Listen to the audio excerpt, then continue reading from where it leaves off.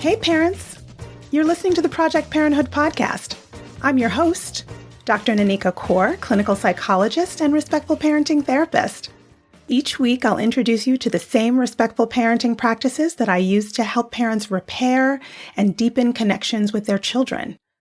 You'll get tips for cultivating more parental self-compassion, more cooperation from your kids, and more joy, peace, and resilience in your relationship with them.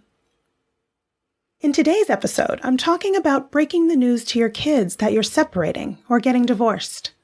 Stick around till the end to learn about ways to do ongoing check-ins with your kids post-divorce.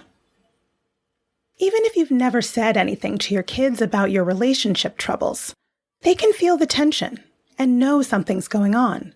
It's very distressing to kids when they can sense things changing, but don't understand exactly what or why. Due to what can be an understandably distressing time for separating partners, sometimes you can't or don't spend enough time attending to the effects of this stressful disruption on your children. Or maybe you're so worried about the negative impact on your children that you avoid the topic out of fear. Either way, your child might be left inadequately informed about the breakup of their family unit. Whether you're at a loss for what you might tell them, or you're trying to protect their innocence, it's important to remember that without clear explanations, your child is left on their own to grapple with their confusion, anger, sadness, and uncertainty about the future. But if they're well informed and feel safe coming to you for clarity or comfort with any and all of their questions or feelings, your children can ultimately come through the separation or divorce with resiliency. So, when should you tell the kids that you're splitting? It depends on your child's age, of course, but a good rule of thumb is to wait until A, a change in their life is imminent, and B, you have as many answers for them as possible, so that you're prepared for the many questions your children will have.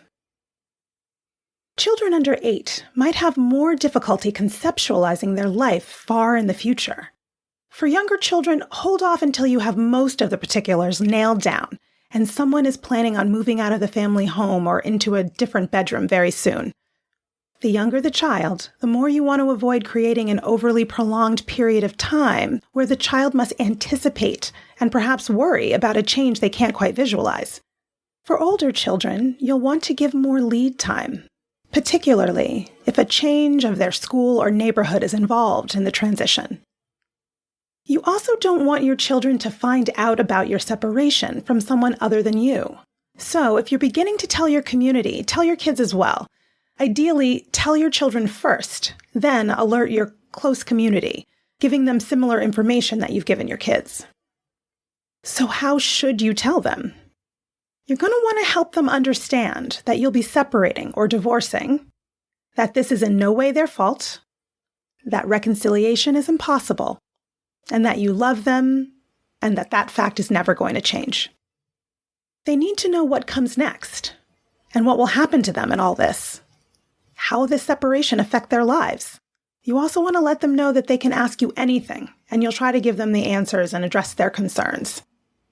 Ideally, you'd cooperate ahead of time with your partner about what you will communicate to the kids. If the situation allows, you should both be present for the initial conversation, and designate one person to do most of the talking and the other person to back that parent up in a supportive way. The both of you being present cuts down on the possibility of blaming one another. This, along with your abilities to remain calm and speak openly and supportive to the kids, reassures them that you can work as a team in parenting them, even if you aren't going to be together as a couple. So, what should you say exactly? Well, lead with reassurance about what isn't going to change, first and foremost, your love for them. List other things that won't change, their school, their activities, etc. It's unnecessary to tell them any intimate details about the breakdown of the marriage. They don't need to be worried about that. Avoid making statements about not loving each other anymore. They may worry that you could stop loving them as well. When speaking of living arrangements, don't use the word visit. Instead, say that your child will be living with or seeing each parent on different days and nights. Here are some words you might want to use to help explain your separation or divorce. We've decided we will not be married anymore. We will be divorced. We're just not as good at parenting while we're living in the same home. We've figured out that we can each be happier and be better parents if we live separately. This may not be what you want, but it's what we need to do and what's best for everyone. This has nothing to do with you, and it isn't your fault in any way. There was nothing you could have done to prevent us from splitting up, and there's nothing you can do now to change it. None of this is about you. I know this feels really hard for you right now. We both love you, and we'll make sure you spend lots of time with both of us. I'm so sorry this is happening. Anytime you have questions about what's happening, don't be afraid to ask us. We might not know the answer, but we're always here to talk with you about anything. You'll always be able to talk to either of us, whichever home you're in. If they happen to ask why you're getting separated, you might say, "It makes sense that you'd want to know that. There isn't a simple or easy answer to that. What we do know is that we'll be better parents to you living separately, and even though this feels really bad right now, we'll get through this together." So how might your kids react?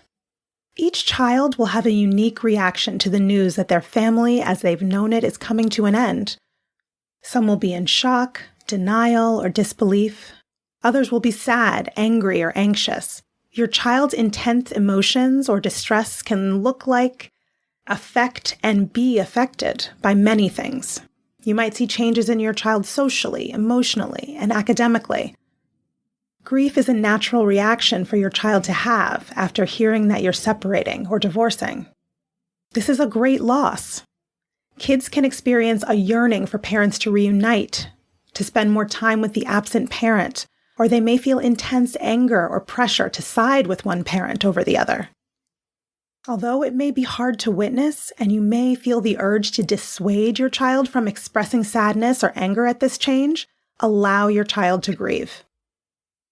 The only way children will build resilience in the face of difficult life events is to live through them and discover that they can survive.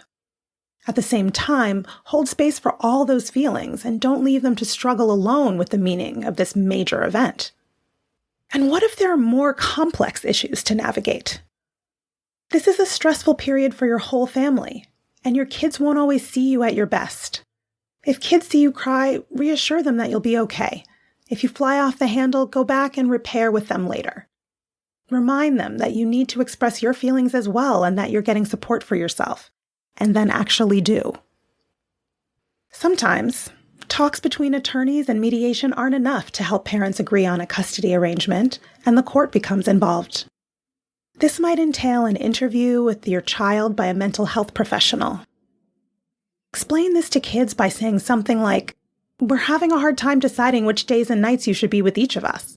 We both love you so much and want to spend lots of time with you. So someone's going to help us figure this out. Someone will meet with you, and then they'll give us some advice so we can make the right decision." If at all possible, make sure your child has a say in the potential living arrangements, how much time they'll get with each parent, and other parenting plans. It will help them accept whatever the outcome is. And they deserve to give their input and have their ideas, wishes, and voices heard and considered, even if ultimately you or the court makes the final decision. In complicated divorce situations involving parental mental illness, incarceration, substance abuse, domestic violence, or child abuse, speaking with a divorce-competent family therapist can help both spouses come up with a developmentally appropriate plan for how to tell the children. Also, consider a play therapist well-versed in divorce and childhood trauma treatments. Post-separation, how can you keep tabs on how your child is doing? Well, first of all, understand that telling your kids about the divorce isn't the end of talking about it. Really, you've only just begun. This is a discussion that will be ongoing as you all settle into your new normal, as your children absorb and process new information, and as they have new experiences and deal with new circumstances. They'll circle back to you when they're ready, as long as they know you'll be available to listen. Periodically, invite your child into one-to-one conversations. You can use door openers like, "How are things going for you these days with the separation?